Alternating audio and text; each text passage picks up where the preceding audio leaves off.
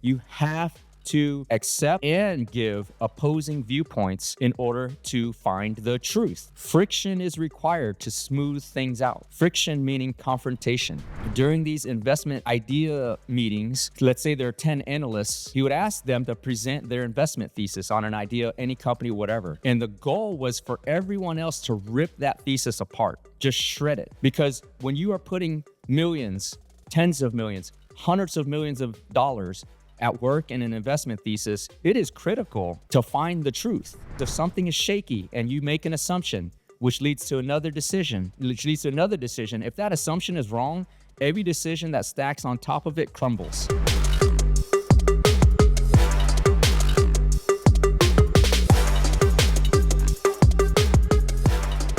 Yo, what's up, everybody? This is the N2N podcast, and I'm your host, Dr. N2N, also known as the Prolific Ninja or Ninja by my family and friends. And because my fans are my friends, you can call me Ninja too. This is the N2N podcast, the alpha to the omega, the beginning to the end, talking about life, motivation, drive, success, self-improvement, and offering you morsels in this all-you-can-eat buffet called life. Back in my conference room this week, again, a whirlwind travel. Oh my gosh, it's been such a great time this summer. It's just go. Spent the weekend at the Circuit of Americas, the F1 track in Austin, Texas. First time ever tracking my car. First time ever driving on the track at full speed. I thought I was going. I thought I knew how to drive my car until the instructor actually drove my car, and I'm like at 5% of what my car can actually do. Spent some time in Chicago at the Big Trucking and Auto Expo for my law firm, learning about car and big truck case management, and on top of that, just an abundance of networking, abundance of business opportunity. I'm so glad to have this type of activity. But back here in Houston, trying to get back on schedule. I know we played an old episode last week to keep the algorithms going, but this one, the new one, is dropping, and I'm excited to share with you some ideas. But before we get into all of that, I'm gonna start the episode as I start my day, which, if you're new to the show, I wake up every morning. First thing I do is thank God and the universe for another day to be great, another day to hopefully inspire at least one person to live to their fullest controllable potential and try to help as many people as I possibly can. And with that, I want to thank you all, everybody that has been on this 3-year journey so far, liking, commenting, following, supporting, sharing, the short form, long form, all of that. I want to thank you, because we do not grow this show without your support and your following and most importantly, your sharing, because I do this on my own dime, on my own time, clearly using my time, space, and studio here in my conference room, but then also behind the scenes here, a big team to put this content out to you. So we cannot grow this without you. And so we do this on our karmic exchange, okay? I like to give free content and provide value. If you receive that value, theoretically, you owe me something back. Theoretically, you don't got to pay me, not yet at least. But in order to repay that energy balance, please do share the show. I like to say, if you're knowledge swole, share the show. That is how we grow. So throughout all this, all the networking, all the business, driving my car, meeting great people, expanding my networks, doing all these things. One thing that was a topic at the Big Trucking Summit in Chicago, in business development and all these things, is that, in many instances in business, you have to learn how to express confrontational opinion. Okay, you cannot avoid confrontation in business. Obviously I work in the legal field. There's confrontation all the time because both sides are trying to advocate for their clients the strongest and most passionate way, and that leads to conflicting opinions. But in all businesses, you must be able to face confrontation. And why does that matter? Or what does that mean? That means that friction is good. I want you to remember that. Friction is good. Okay? You cannot succeed unless you what? Get to the truth. You cannot succeed unless you get to the truth. And the only thing that leads to the truth is confrontation, is friction. Okay? You have to make or provide or be able to accept and give opposing viewpoints in order to find the truth. Think of it as a diamond, right? It doesn't come out of the ground all shiny and crystalline and everything like that. It comes out as a rock. And the rock has to be ground and ground and ground and polished and refined and refined and refined and chiseled to finally get to that diamond, which represents the truth. Friction is required to smooth things out. Friction meaning confrontation, okay? There's a great hedge fund manager, Ray Dalio, who I read a long time ago. Arguably one of the biggest, best hedge funds on the planet, like over, I don't know, trillions of dollars managed over the course of his career. And as he grew his hedge fund, in the hedge fund world, right, you have analysts or portfolio managers that put forth an investment thesis. Like, I think we should put money in this company, or I think we should go in this kind of trending viewpoint of the economy and put money into these type of investments that go in that trend. Well, from what I recall, you can't just willy-nilly write checks and throw it around. You have to really critically analyze and critique any investment thesis when you're talking big leagues like that, right? When you're talking things like that, you have to get to the truth, and that is through idea confrontation. We're not talking about fighting, fist fighting, physically fighting. We're talking about a conflict of ideas and positions and opinions on the same subject, because what happens is this friction, just like that rock, will chisel away and polish and polish and polish until you find the truth. And in his instance, the truth is, do we put money in there, in that investment or not? In my business, at least my legal business, the truth is, okay, which side has the liability and which side got injured, right? Or what was the cause? What was the cause of injury? That, in instances, are the truth.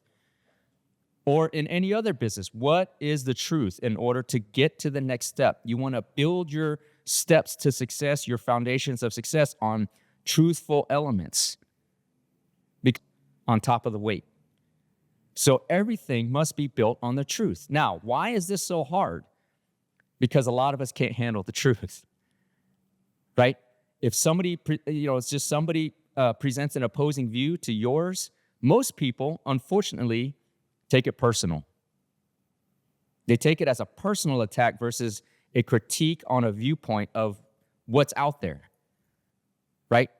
They don't understand that critiques on ideas is not a personal attack. It's not, you suck because you think this. It should be, hey, look at it this other way. You need to understand that opposing viewpoints is just helping you refine your view of the world to find the truth, right? It's not like you suck because you think this. It's take it as, this is an opposing view that challenges mine. Maybe I'm missing something, or maybe there's a piece of data I'm not aware of, or maybe I'm framing the issue or the facts in the wrong way in order to get to the truth. And I will tell you, through the networking with these big car events, we're at the F1 track near Austin, driving our cars at, close to 200 miles an hour. And these are rare cars. There was a $4 million Aston Martin Valkyrie there. An amazing engineering piece of marvel. But the people at that stage, at that level, they understand, and they really, I observe that they do not take things personal. We could be arguing about a car. This car, that car, this, but we're not saying your car sucks because this car has these features. It's just saying, hey, this car has this type of engineering, this one has this type of engineering, you might prefer that. It's a matter of opinion, but it's not a personal attack. Again, at this trucking conference, we're talking big-time lawyers, billions of dollars rolling around at this conference. They understand that, I'll give you the prime example. Everybody there that's a lawyer has lost a case at trial, right? Now imagine if every lawyer there took that loss as a personal thing. Remember, the jury verdict is an opinion of your case. But imagine if they took it as, man, the jury verdict came back against me. That must mean I suck and they think poorly of me, and taking it as a personal attack. Do you think they would get up again and go back to the battle on the next client?